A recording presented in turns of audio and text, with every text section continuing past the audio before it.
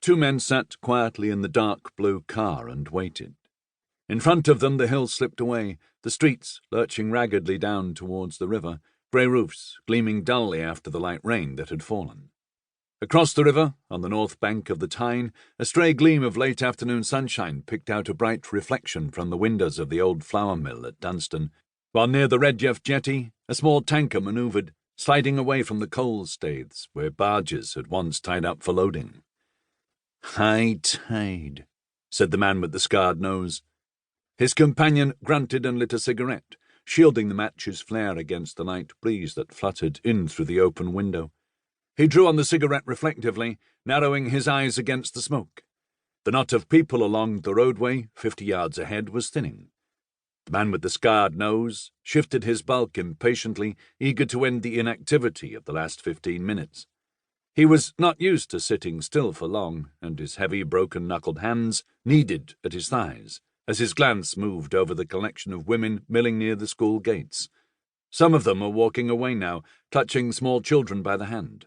Others were in small groups, talking, children waiting beside them as the grown-ups used the late afternoon opportunity to socialize.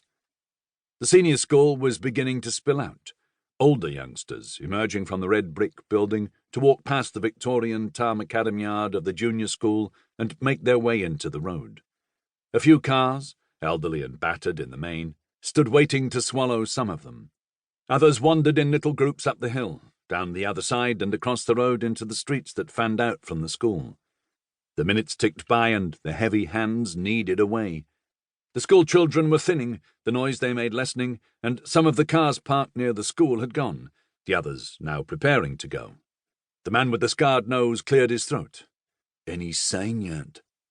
The man behind the wheel ground out his cigarette stub in the ashtray and nodded. "Just there."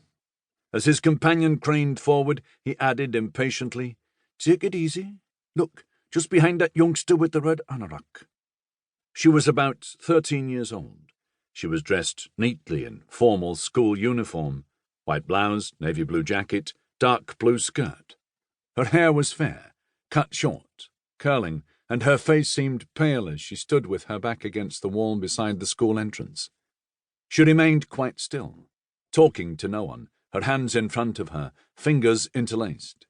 She glanced down the hill every few seconds, as though watching for someone to come. Otherwise, she kept her gaze lowered, staring blankly at the roadway in front of her. An older girl came strolling through the school gates. Taller, more confident, she had dispensed with school formality and wore a patterned skirt, slightly too small for her, a light-coloured sweater that emphasized her early maturity. She carried an anorak slung carelessly over one shoulder, and she said something to the waiting 13-year-old. There was only a brief reply. It caused the older girl to push the younger in annoyance. Then she walked away, pausing uncertainly at the curb before she glanced up the hill towards the waiting car. She hesitated for a few seconds more and then, casually, began to walk up the hill.